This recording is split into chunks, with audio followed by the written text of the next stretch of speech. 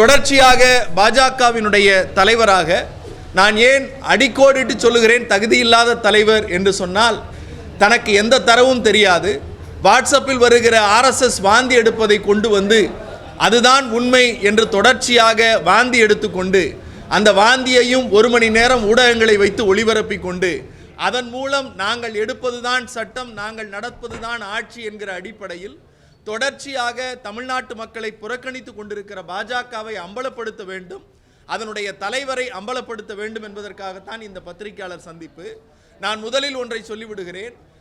நம்முடைய மரியாதைக்குரிய பாஜகவின் தலைவர் பொறுப்பில் இருக்கிற அண்ணாமலை அவர்கள் நேற்றைக்கு ஒரு பத்திரிகையாளர் சந்திப்பை நடத்தினார். அந்த பத்திரிகையாளர் சந்திப்பில் அவர் தொடர்ச்சியாக ஒரு அரசியல் கட்சியின் தலைவர் பெயரை குறிப்பிட்டு அவர் பள்ளி நடத்துகிறார், இவர் பள்ளி நடத்துகிறார், அல்லது திமுகவின் தலைவர்கள் பள்ளி நடத்துகிறார்கள், இந்த நாட்டில் இப்போது இருக்கிற பிரச்சனை யார் பள்ளி நடத்துகிறார்கள் என்பதா, அல்லது ஒன்றிய அரசு தமிழ்நாட்டிற்கு கொடுக்க வேண்டிய சர்வ சிக்ஷா அபியான் என்கிற திட்டத்தினால் கொடுக்க வேண்டிய சமகிரக சிக்ஷா என்று பெயர் மாற்றம் செய்யப்பட்ட அந்த திட்டத்திற்கு கொடுக்கப்பட்ட வேண்டிய நிதியை தருவதா என்பதுதான் இங்கே பிரச்சனை, அல்லது யார் பள்ளி நடத்துகிறார்கள் என்பது இங்கே பிரச்சனை அல்ல. நமக்கு உள்ள கேள்வி, கொடுக்க வேண்டிய நிதியை ஏன் மத்திய அரசு ஒன்றிய அரசு தர மறுக்கிறது? இன்றைக்கு மாநிலத்தில் கட்சி நடத்தி கொண்டு ஒரு கவுன்சிலர் ஆவதற்கு கூட வக்கற்ற அண்ணாமலை ஏன் தமிழ்நாட்டு மக்களினுடைய பிரதிநிதியாக இருந்து அவர்களுக்கு கிடைக்க வேண்டிய நிதியை அவரால் பெற்றுக் கொடுக்க முடியவில்லை என்பதுதான் நம்முடைய கேள்வி. என்னுடைய கையில் இருக்கிற ஆவணம், இந்த ஆவணம்தான் சமகிரக சிக்ஷா அபியான் என்று சொல்லக்கூடிய மத்திய அரசிற்கும் மாநில அரசிற்கும் போடப்பட்ட ஒப்பந்தத்தினுடைய ஆவணம். இந்த ஆவணத்தில் 19/1/2024 மத்திய அரசினுடைய செயலர் பிஸ்வாஸ் ஷா என்பவர் கையெழுத்திடுகிறார். அந்த அடிப்படையில் இந்த 61 பக்க MOUல 9வது பக்கத்தை தமிழ்நாட்டு மக்களுக்கு காட்ட வேண்டிய சூழலில் நாம் இருக்கிறோம். அந்த அடிப்படையில் தமிழ்நாடு இந்த திட்டத்திற்கு செய்ய வேண்டியவைகள் என்ன அப்படின்னு பார்த்தீங்கன்னா, ஃபினான்ஷியல் சாங்ஷன் ஃபார் தமிழ்நாடுங்கிற அந்த காலம்ல மாநிலத்திற்கு மத்திய அரசு ஒன்றிய அரசு கொடுக்க வேண்டிய நிதி என்ன, அந்த நிதியை ஏறக்குறைய 10 ஆண்டுகளாக தொடர்ச்சியாக அதிமுக ஆட்சியில் அவர்களுக்கு கைக்கூலியாக இருந்த அதிமுகவிற்கு கொடுத்து வந்தவர்கள். நாம் திராவிட முன்னேற்ற கழகம் திராவிட மாடல் ஆட்சி வந்ததற்கு பிறகு அந்த திட்டத்திற்கான நிதியை கொஞ்சம் கொஞ்சமாக தடுத்து நிறுத்துகிறார்கள். இந்த ஆண்டு நமக்கு கிடைக்க வேண்டிய குவார்டர்லி என்று சொல்லக்கூடிய காலாண்டு நிதியான 2145 கோடி ரூபாயை கேட்டால் மத்திய ஒன்றிய கல்வி அமைச்சர் தர்மேந்திர பிரதான் சொல்லுகிறார், நீங்கள் மும்மொழி கொள்கையையும் புதிய பாடத்திட்டத்தையும், அதாவது நியூ எஜுகேஷன் பாலிசி 2020 ஏத்துக்கிட்டாதான் நாங்கள் நிதி தருவோம்னு சொல்றார். அப்படிப்பட்ட எந்த கண்டிஷனும் இந்த 61 பக்க ஆவணத்தில் இல்லை. நாம் கையெழுத்திட்டு இருக்கிற மாநில அரசின் சார்பாக கையெழுத்திடப்பட்டிருக்கிற எந்த ஆவணத்திலும் இந்த திட்டத்தை செயல்படுத்தினால்தான், PM ஸ்ரீ ஸ்கூலை செயல்படுத்தினால்தான், அல்லது புதிய கல்விக் கொள்கையை நீங்கள் ஏற்றுக்கொண்டால்தான் இந்த நிதி என்பது கிடையாது. இது ஏறக்குறைய நம்முடைய பழங்காலம் தொட்டு இடைநிற்றலுக்கான சாதாரண சாமானிய மக்கள் குழந்தை தொழிலாளராக இருந்து அதன் மூலம் பள்ளியில் இடைநிற்றல் வருகிற போது அந்த மாணவர்களை கண்டெடுத்து அவர்களுடைய கல்வி வளர்ச்சியை கொண்டு வந்து சேர்க்கிற ஒரு மகத்தான திட்டம் இது. காங்கிரஸ் பேரியக்கம் ஆட்சியில் இருந்தபோது கொண்டு வந்தது. அதனை முத்தமிழறிஞர் டாக்டர் கலைஞர் வலியுறுத்தினார். அதைத்தான் அனைவருக்கும் கல்வி என்ற அடிப்படை திட்டத்தின் அடிப்படையில் காங்கிரஸ் அரசாங்கம் ஏற்றுக்கொண்டு அதன் மூலம் மத்திய அரசாங்கம் 60% மாநில அரசாங்கம் 40% நிதி கொடுக்கப்படுகிறது.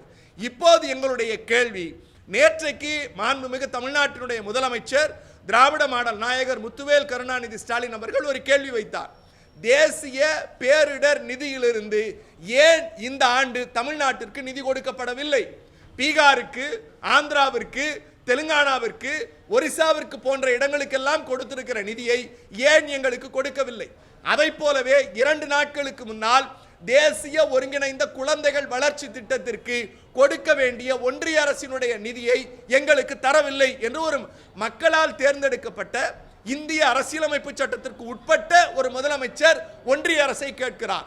நாங்கள் கேட்பது ஒன்றுதான், தமிழ்நாட்டு மக்களை பாஜகவிற்கு பிடிக்கவில்லை, தமிழ்நாட்டு மக்களை பாஜகவை தொடர்ச்சியாக புறக்கணிக்கிறார்கள் என்கிற காரணத்தினால் ஒன்றியத்தில் இருக்கிற அவருடைய அதிகாரத்தை பயன்படுத்தி ஒட்டுமொத்த நிதியையும் மடைமாற்றம் செய்து கபலீகரம் செய்து எங்கள் மக்களின் உணர்வுகளை மட்டுமல்ல எங்கள் பள்ளி பிள்ளைகளினுடைய கல்வியில் பாஜக அரசு கை வைக்கிறது. அந்த பாஜக அரசினுடைய பிரதிநிதியாக இங்கே இருக்கக்கூடிய ஒரு அமைச்சர் இருக்கிறார். அதை கடந்து எதுவும் அறியாத தற்குறியாகிய ஒரு பாஜகவினுடைய மாநில தலைவர் இங்கே இருக்கிறார். நேற்றைக்கு பத்திரிகையாளர்கள் ஒரு அற்புதமான ஒரு கேள்வி கேட்டீர்கள். தமிழ்நாட்டில் இங்கே இருக்கிற பள்ளிகளில் தமிழ் கட்டாய பாடம் இல்லை என்று சொல்லி எங்களுடைய நாடாளுமன்ற உறுப்பினருடைய ஒரு பள்ளியின் என்று சொல்லக்கூடிய அந்த பிரவுசரை காட்டி இதில் ஆங்கிலம் தான் கட்டாய மொழி என்று காட்டினார். நான் பத்திரிகையாளர்கள் வாயிலாக தமிழ்நாட்டு மக்களுக்கு சொல்லுகிறேன், திராவிட முன்னேற்ற கழகம் என்பது என்றைக்கும் இந்தி திணிப்பிற்கு எதிரி. I am repeating my word, we are against Hindi imposition தானே தவிர இந்திக்கு எதிரி அல்ல.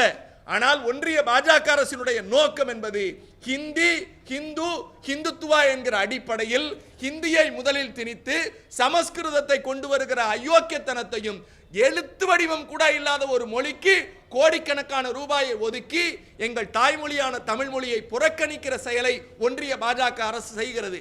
இதையெல்லாம் கணித்துதான் எனக்கு பின்னால் இருக்கிற முத்தமிழறிஞர் டாக்டர் கலைஞர் இருக்கிறாரே, அவருடைய ஆட்சி காலத்தில் போடப்பட்ட சட்டம் 2006ஆம் ஆண்டு முத்தமிழறிஞர் கலைஞர் சொன்னார், தமிழ்நாட்டில் இருக்கக்கூடிய அனைத்து பள்ளிகளும் என்பது அரசு பள்ளிகள் மட்டுமல்ல, மெட்ரிகுலேஷன், சிபிஎஸ்இ, ஐசிஎஸ்இ இப்படி தமிழ்நாட்டில் இருக்கக்கூடிய அனைத்து பள்ளிகளிலும் தமிழ் கட்டாய பாடம். இதுல எம்பி நடத்துற ஸ்கூலு, விஜய் நடத்துற ஸ்கூலு, ஏன் அண்ணாமலை ஒய்ஃப் நடத்துற ஸ்கூலு இதெல்லாம் கிடையாது. யார் இங்கே பள்ளி நடத்தினாலும் தமிழ்நாட்டில் முத்தமிழறிஞர் டாக்டர் கலைஞர் போட்ட சட்டத்தை உங்களுக்கு காட்டுகிறேன், தமிழ் பாடம் கட்டாயம். இந்த அடிப்படை அறிவு கூட 2006 சட்டம் போட்டோம் சார், இன்னைக்கு 2025. இந்த அடிப்படை தரவு கூட தெரியாம தற்குறித்தனமா உட்கார்ந்துகிட்டு ஆங்கில பாடம் கட்டாயம் தமிழ் பாடம் கட்டாயம் இல்லைன்னு கேள்வி கேட்கிறார். நான் இன்னொரு விஷயத்தை சொல்றேன், இந்த சட்டத்தை எதிர்த்தது முதல்ல யார் தெரியுமா? ஒன்றிய அரசு கல்வி நிறுவனங்கள். அதாவது பாஜக இன்றைக்கு பொறுப்பில் இருக்கக்கூடிய அந்த கல்வி நிறுவனங்கள் தான் இதை எதிர்த்தாங்க. இந்த சட்டத்தை எதிர்த்து தமிழ்நாட்டில இருந்து கேஸ் போட்ட ஸ்கூல் எதுன்னு கூகுள்ல போய் அண்ணாமலை பார்க்க சொல்லுங்க. அப்படி பார்த்தா ஒரு வித்யாசிரமம் தெரியும். அந்த வித்யாசிரமம் யார் பின்னணியில் இயங்குறதுங்கிறது தெரியும். உச்சநீதிமன்றம் சொன்னது, தமிழ்நாட்டில் 2006 முத்தமிழறிஞர் டாக்டர் கலைஞர் அவர்கள் கொண்டு வந்த சட்டம் செல்லும் அப்படின்னு ஒரு தீர்ப்பு கொடுத்திருக்கு. அப்ப அந்த தீர்ப்பின் அடிப்படையில் தமிழ்நாட்டின் எல்லா பள்ளிகளிலும் in all curriculum, ICSE, CBSE, matriculation, அரசு பள்ளியில் படிக்கிற மாணவர்கள் எல்லோருக்கும் தமிழ் கட்டாயம் சார். இந்த குறைந்தபட்ச அறிவாவது அந்த தற்குறி தலைவர் அண்ணாமலைக்கு இருக்கிறதா என்பது என்னுடைய கேள்வி. இப்படி எல்லாற்றையும் பொய்யா மறைச்சி மக்கள் மத்தியில் இப்ப இருக்கிற பிரச்சனை என்பது மொழிக் கொள்கையா? மொழிக் கொள்கையினுடைய பிரச்சனையில உங்களுடைய மும்மொழி கொள்கை திட்டம் என்ன? நான் புதிய கல்விக் கொள்கையை பத்தி 1 மணி நேரம் பேசலாம். புதிய கல்விக் கொள்கையினுடைய அந்த 27வது பக்கத்துல 4வது பாரா 4.13 and 4.14 தெளிவா சொல்லுது, 3 மொழி நடத்தப்படும், 2 மொழி இந்திய மொழி, வேறு நாட்டின் மொழி ஒன்று இருக்கலாம். ஆனால் அந்த எல்லாத்தையும் சொல்லிட்டு டேர்ம்ஸ் அண்ட் கண்டிஷன்ல கடைசியா சமஸ்கிருதம் ஒரு மொழியாக இருக்கும். இதுதான் ஆரிய தந்திரம், இதுதான் பூனைக்குட்டியை வெளியே வருவதற்கான சூழ்ச்சி, நீட்சி. கேட்டா உங்க பிள்ளைங்களா ஹிந்தி படிக்குது, எங்க பிள்ளைங்க ஹிந்தி படிக்கலங்கிறார். நான் அண்ணாமலைக்கு சொல்லுகிறேன், இங்க யாரும் இந்திக்கு எதிரி இல்லை. நாங்கள் தொடர்ச்சியாக சொல்லுகிறோம், சட்டப்பூர்வமாக எங்களுக்கு கிடைக்க வேண்டிய உரிமையை ஒன்றிய பாஜக அரசு தடுக்கிறது. அதை தட்டி கேட்பதற்கு தகுதி இல்லாத இங்கே உட்கார்ந்து கொண்டு இவர்கள் பள்ளி நடத்துகிறார்கள், அவர்கள் பள்ளி நடத்துகிறார்கள் என்று சொல்லுவது மடமைத்தனம், பேடிமைத்தனம். எங்க தலைவரை பார்த்து கெட் அவுட் மோடின்னு சொல்லி பாருங்கிறார். மரியாதைக்குரிய துணை முதலமைச்சர், மக்களால் தேர்ந்தெடுக்கப்பட்டவர், நின்ற தேர்தலில் எதிர்த்து நின்ற அனைவரும் டெபாசிட் இழந்தவர்கள், இன்றைக்கு கோடான கோடி இளைஞருடைய நம்பிக்கையாக இருக்கிற மாண்பிற்கு மரியாதைக்குரிய துணை முதலமைச்சரை பார்த்து ஒருமையில் விழிக்கிறார். கேவலம் கவுன்சிலர் கூட ஆக முடியாத தற்குரிய அண்ணாமலை எங்கள் தலைவர்களை பார்த்து கேள்வி கேட்பதற்கு என்ன? எங்களை கருத்து போஸ்ட் ஓட்டுவேன், செங்கலை புடுங்கிறதுக்கு கொத்தனார் இருக்கார், எங்க யாராவது அடைச்சிக்கிச்சுன்னா நாங்க அவங்களை கூப்பிட்டு பார்த்துப்போம். அண்ணாமலை எங்களுக்கு தேவையில்லை. எங்க துணை முதல்வர் சொன்னார், அண்ணா சாலைக்கு வர சொல்லுங்க. சார், அரசியலில் ஒரு கண்ணியம் தேவைப்படுகிறது. இப்படி தற்குறித்தனமாக 4 பேப்பரையும் வாட்ஸ்அப்பையும் வச்சுக்கிட்டு தான் பேசுவது தான் உண்மை என்றோ அல்லது மக்களை ஏமாற்ற முடியாது. எதற்கு இன்றைக்கு நாங்கள் ஆவணங்களோடு வந்திருக்கிறோம்? நீங்க இந்த புதிய கல்விக் கொள்கை வந்தபோது நாங்க அப்ப ஆட்சியில் இல்லை. 2017-16 காலகட்டங்களிலேயே அன்றையுடைய எங்களுடைய தலைவர் முத்துவேல் கருணாநிதி ஸ்டாலின் அவர்கள் ஒரு கல்வியாளர் குழுவை அமைத்து அந்த கல்வியாளர் குழு ரெக்கமெண்டேஷன் கொடுத்தாங்க. அன்றைக்கே நாங்கள் ஒன்றிய அமைச்சர்கிட்ட சொன்னோம், மும்மொழி கொள்கை திட்டம் தமிழ்நாட்டில் செல்லுபடியாகாது. ஏனென்று சொன்னால் பேரறிஞர் அண்ணா பெருந்தகை இந்த மண்ணுக்கும் மாநிலத்திற்கும் தேவையான மொழிக் கொள்கையை உருவாக்கி அவர்தான் இருமொழி கொள்கையை கொண்டு வந்து சேர்த்தார். அந்த இருமொழி கொள்கையின் அடிப்படையில் இந்த மாநிலம் வளர்ச்சி பெற்றிருக்கிறது. ஒப்பீட்டளவில் நான் பொதுமக்களுக்கு ஒரு செய்தி சொல்றேன் சார். உத்தரப்பிரதேசத்தில் மும்மொழி கொள்கைங்கிறாங்க. 3 மொழி எந்தெந்த மொழின்னு அந்த தற்குறி அண்ணாமலைகிட்ட கேட்டா தெரியல. ஏன் தெரியலன்னா அங்க இருக்கக்கூடிய மொழிகள் அழிந்து போய் இருக்கிறது. அவருடைய தாய்மொழி அழிந்து போய் இருக்கிறது. நான் இந்த நிகழ்வின் மூலம் ஒரு செய்தி சொல்லுகிறேன். ஒன்றிய அமைச்சர், கல்வி ஒன்றிய அமைச்சர் இருக்காரே தர்மேந்திர பிரதான், அவர் ஒரிசாவை சார்ந்தவர். அவருடைய தாய்மொழி ஒரிசா. அந்த தாய்மொழி இன்றைக்கு எங்கே இருக்கிறது? அங்கே இந்திய ஆதிக்கம் தலைவிரித்தாடுகிறது தவிர தாய்மொழி அழிக்கப்பட்டு விட்டது. அதையும் கடந்து ஒரு விஷயம் சொல்லுகிறேன். இவருடைய முழு நோக்கம் சமஸ்கிருதம் கற்றுக் கொடுக்கணும், அதன் மூலம் வர்ணாசிரம தர்ம ஆட்சியை கொண்டு வந்து நிலைநிறுத்துவதுதான் இந்த புதிய கல்விக் கொள்கையினுடைய மூலம். இங்க பிரச்சனை புதிய கல்விக் கொள்கையா அல்லது யார் இந்தி படிக்கணும், யார் பிரெஞ்சு படிக்கணும், அல்லது யார் ஜெர்மன் படிக்கணுங்கிறது இல்லை. அண்ணாமலை வீட்டு பிள்ளைகளை பிரெஞ்சு படிக்கட்டும், ஜெர்மன் படிக்கட்டும், என்ன வேணா படிக்கட்டும்.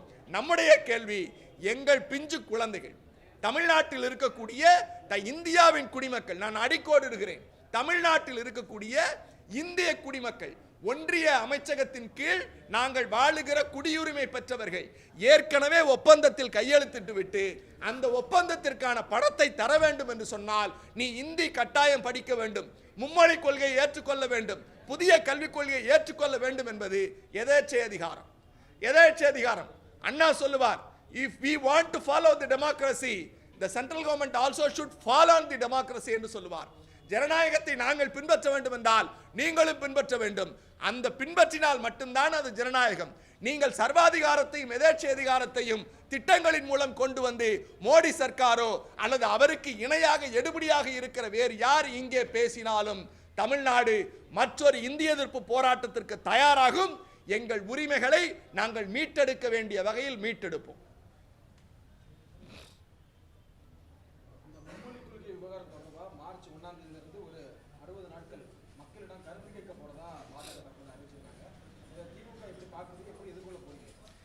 அவங்களுக்கு ஒரு கவுன்சிலர் ஆகிறதுக்கு கூட தகுதி இல்லை. நாங்கள் மக்கள் கருத்தை கேட்டுத்தான் அவர்கள் எல்லா முடிவும் எடுப்பார்கள் என்று சொன்னால் நீட் வேண்டாம் என்று 2 கோடி பேர் தமிழ்நாட்டில் கையெழுத்திட்டு அனுப்பினோம். 2 கோடி பேர் தமிழ்நாட்டில் கையெழுத்திட்டு அனுப்பினோம். அந்த காகிதம் எங்கே இருக்கிறது? பதில் சொல்லுங்க அண்ணாமலையை. மக்களின் ஒப்பீனியன் அடிப்படையில் தான் நீங்க செயல்படுவீங்கன்னா நீட்டுக்கு நாங்க எடுத்து அனுப்பினோம். ஏன் இதே புதிய கல்விக் கொள்கை எங்களுக்கு வேண்டான்னு ஆசிரியர்கள், மாணவர்கள் ஏறக்குறைய 2 கோடி பேருக்கு மேல, பொதுமக்கள் உட்பட 2 கோடி பேருக்கு மேல கையெழுத்திட்டு அனுப்பணும். நாங்க கருத்துக்களை அனுப்புறோம். எந்த கருத்தையாவது நீங்க ஏத்துக்கிட்டீங்களா? ஏத்துக்கல. அப்ப முதலமைச்சர் சொன்னார், எங்கள் மக்கள் கருத்தை நீங்கள் ஏற்கவில்லை, ஆகவே நாங்கள் எங்கள் மாநிலத்திற்கென்று பாடத்திட்டத்தை உருவாக்குவதற்கு ஒரு குழுவை அமைக்கிறோம்னு உருவாக்கினார்.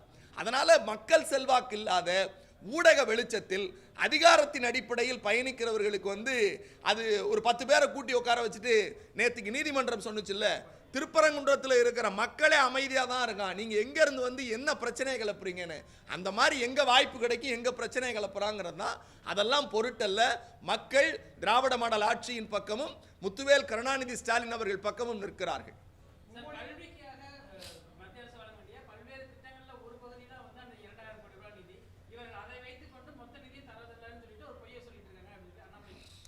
சார், நான் இப்போ 3 விஷயத்தை சொன்னேன். இன்னைக்கு நடந்த 3 விஷயம். ஒன்று, இந்த கல்வி ஒரு தொகை. அதை போலவே பள்ளிக்கல்வித்துறை அமைச்சர் தொடர்ச்சியா 3 முறை தர்மேந்திர பிரதானை சந்திச்சார். அதற்கு பிறகு எங்களுடைய மக்களவை குழு தலைவர் மரியாதைக்குரிய ஐயா TR பாலு அவர்கள் சந்திச்சார். அதற்கு பிறகு நம்முடைய மரியாதைக்குரிய மாநிலங்களுடைய துணைத் தலைவர் கனிமொழி அவர்களும் போய் அமைச்சரை சந்திச்சார். தொடர்ச்சியா துணை முதலமைச்சரும் இந்த கோரிக்கையை வைத்தார். முதலமைச்சரும் தொடர்ச்சியா கோரிக்கை வைக்கிறார். அப்படி கோரிக்கை வைக்கிற போது அந்த கோரிக்கைக்கான நியாயம் எங்கள் பக்கம் இருக்கிறது. மக்களால் தேர்ந்தெடுக்கப்பட்ட ஒரு ஆட்சி சட்டப்பூர்வமாக எங்களுக்கு வழங்க வேண்டிய பணம், அவங்கள்ட்ட நாங்க பிச்சை கேட்கல, எங்களுக்கு வர வேண்டிய பணத்தை கொடுக்கலங்கிறோம். அதை போலவே தேசிய பேரிடர் மீட்பு நிதி வரல, ஏன் வரல, எதுக்கு வரல? பீகாருக்கு பட்ஜெட் போடுறீங்க, ஆந்திராவுக்கு பட்ஜெட் போடுறீங்க. ஏன்னா உங்க ஆட்சி ஒன்றிய அரசு நிக்கணும்னா இந்த 2 நாற்காலியினுடைய கால்கள் தேவைன்னு அவங்களுக்கு நிதி ஒதுக்குறீங்க. இந்திய ஒன்றியத்தில் அங்கம் தமிழ்நாடு. அதை போலவே 3 நாட்களுக்கு முன்னால் முதலமைச்சர் சொன்னார் தேசிய குழந்தை வளர்ச்சிக்கான நிதியை ஒதுக்கலன்னு. இப்ப தொடர்ச்சியா நாங்க வைக்கிற குற்றச்சாட்டு இருக்குல்ல, ஒன்றிய அரசு அதிகாரத்தின் அடிப்படையில் தமிழ்நாட்டு மக்கள் பாஜகவை புறக்கணிக்கிறார்களுக்காக தொடர்ச்சியா இது எக்ஸாம்பிள் தான். இப்படி நீங்க ஒவ்வொன்றையும் பட்டியலிட்டீங்கன்னா இந்த பத்திரிகையாளர் சந்திப்புக்கு நேரமே பத்தாது.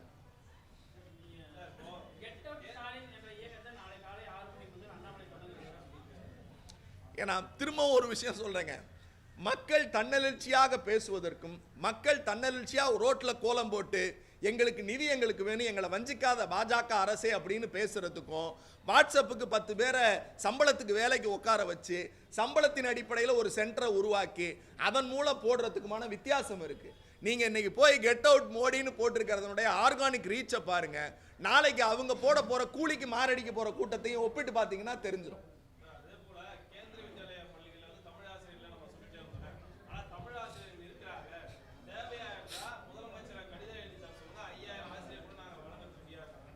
சார் ரொம்ப அற்புதமான கேள்வி சார். கேந்திர வித்யாலயா பள்ளிக்கு தேவைனா ஆசிரியரை கொடுப்போம், மாநில அரச கடிதம் எழுத சொல்லுங்க, சவால் விடுறார். மரியாதைக்குரிய அன்பில் மகேஷ் பொய்யாமொழி அவருடைய அரசியல் வரலாறு என்ன, இந்த திராவிட மண்ணுக்காக அந்த குடும்பம் இழந்த இழப்பு என்ன, பாரம்பரியம் என்ன, உனக்கெல்லாம் என்ன தெரியும் வாப்போன்னு பேசுது இந்த தற்குறி. கவுன்சிலரா நிற்கிறது கூட தகுதி இல்லாத ஒரு ஆளு, எல்லா தேர்தலையும் தோத்து ஓடின ஆளு, யாரை பார்த்தும் மரியாதை இல்லாம பொதுவெளிகளில் ஒருமையில பேசக்கூடிய ஒரு அயக்கத்தனத்தை முதல்ல தடுத்து நிறுத்தணும். அவர் கேட்கிறார், நீங்க கேந்திர வித்யா பள்ளிகளில் தமிழ் ஆசிரியர்கள் இல்லை அப்படிங்கிற கேள்விக்கு எதுக்கு மாநில அரசு கடிதம் கொடுக்கணும்? முதல் பேசிக் சிம்பிள் கொஸ்டின். அந்த பள்ளியினுடைய முழு கட்டுப்பாடு மத்திய அரசாங்கத்தினுடைய கட்டுப்பாடு, அது மாநில அரசினுடைய பள்ளி கல்வித்துறையின் கீழ் வரல. It is totally under comes to HRD department. உயர்கல்வித்துறையான ஒன்றிய அரசின் கீழ் வருது. அதுக்கு அமைச்சர் தர்மேந்திர பிரதான் அவர் தானே சொல்றாரு தாய்மொழிக்கு முக்கியத்துவம் கொடுப்போம்னு. அப்படி தாய்மொழிக்கு முக்கியத்துவம் கொடுக்கிற லட்சணம் இந்த ஒரே விஷயத்துல தெரிஞ்சு போயிருது. இவங்க அடிக்கடி சொல்ற ஒரு பொய், ஏன் இவங்க கேட்கலன்னு. இந்த செய்தி பாருங்க, 9 ஜூலை 2021 9 ஜூலை 2021 மரியாதைக்குரிய நாடாளுமன்றங்களில் மாநிலங்களவையினுடைய குழு தலைவர் அண்ணன் திருச்சி சிவா அவர்கள் நேரடியா யாரு அப்ப இருந்த கல்வித்துறை அமைச்சர்கிட்ட போய் கேவி பள்ளிகளில் தமிழாசிரியர் நியமிக்கணும்னு சொல்லியிருக்கோம். அதையும் மட்டும் இல்லாம பாராளுமன்றத்தில் அவர் கேட்ட கேள்வியும் இவர்கள் கொடுத்த பதிலும் அண்ணாமலையோட லட்சணம் இதை தெரிஞ்சிடும். அண்ணாமலை சொல்ற லட்சணம் தற்குறி லட்சணம், அறிவு கட்ட லட்சணம் இதில் தெரிஞ்சிடும். ஏன் இந்த வார்த்தையை தடுமனாக பயன்படுத்துகிறோம் என்றால் நான் உள்ளபடியே வருத்தப்படுகிறேன்.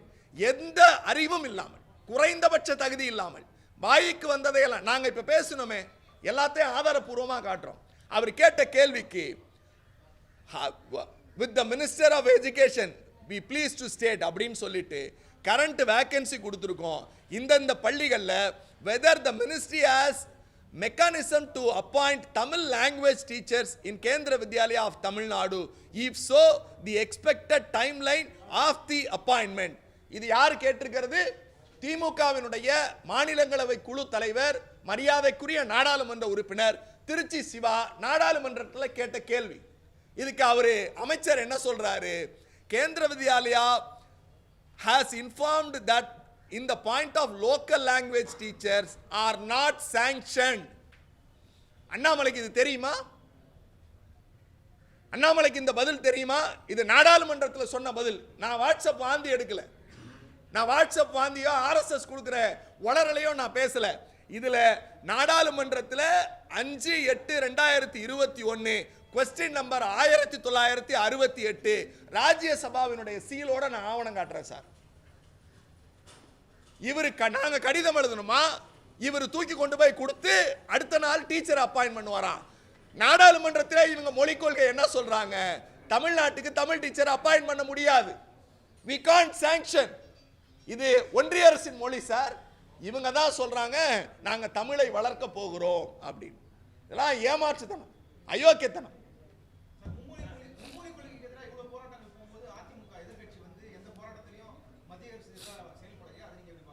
சார் அது ஏற்கனவே இருக்கிற கள்ள கூட்டணின்னு தான் நாங்கள் தொடர்ச்சியாக சொல்லிக்கிட்டு வரோம். நீங்கள் வந்து உங்க நினைவுகள் இருக்கும், இருந்தாலும் ஒரு நினைவூட்டலை சொல்லுகிறேன். இந்த புதிய கல்விக் கொள்கை வருகிற போது அன்றைக்கு வந்து யார் முதலமைச்சராக இருந்தது, கருத்து கேட்பு கூட்டங்கள் நடந்த போது யார் முதலமைச்சராக இருந்தது தான் நம்ம 11 தோல்வி பழனிசாமி அவர்கள். புதிய கல்விக் கொள்கை குறித்து அவர்கள் ஆட்சியில் இருந்தபோது என்ன செய்தார்கள்னு யாராவது ஒருத்தர் ரிமைண்ட் பண்ணுங்க. நாங்க எதிர்க்கட்சி, அப்ப எங்களுடைய இன்றைய முதலமைச்சர் அன்றைய தலைவர் எதிர்க்கட்சி தலைவர் சொன்னாரு, நாங்கள் புதிய கல்விக் கொள்கை ஆராய்வதற்கு கல்வியாளர்கள் கொண்ட ஒரு குழுவை அமைத்தோம். இதே அறிவாலயத்தை அவங்க சந்திச்சாங்க. மக்கள் மீது எங்களுக்கு நம்பிக்கை இருக்கு, மக்கள் எங்களை நம்புகிறார்கள், ஆக அவர்களுடைய வளர்ச்சியில் சித்தாந்தத்தில் நாங்கள் கவனம் கொள்ளுகிறோம். எடப்பாடி பழனிசாமி முதலமைச்சராக இருந்தபோது ஒரு ட்வீட் போட்டு அரை மணி நேரம் கழிச்சு டெலீட் பண்ண வரலாறு தமிழ்நாட்டில் இருந்துச்சு. என்னன்னா, மும்மொழி கொள்கை தேவைதானே அப்படின்னு ஒரு ட்வீட் போட்டார். உங்களுக்கு எல்லாம் ஞாபகம் இருக்குன்னு நினைக்கிறேன். எல்லாரும் சேர்ந்து கண்டன குரல் எழுப்பின உடனே அந்த ட்விட்டரை டெலீட் பண்ணிட்டார்.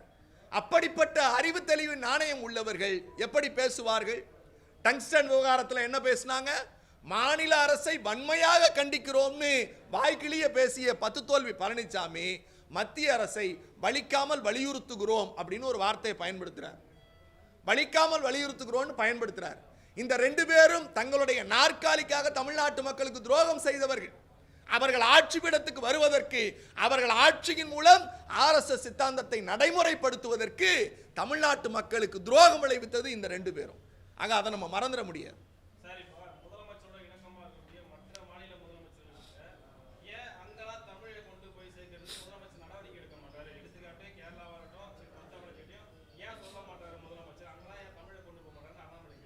சார் நான் திரும்பவும் சொல்றேன்ல, அண்ணாமலைக்கு கேள்வி கேட்கிற எந்த தகுதியும் இல்லை. ஏன் தகுதி இல்லைன்னா, எந்த விதமான தரவுகளும் இல்லாமல் அவர் பேசுகிறார்.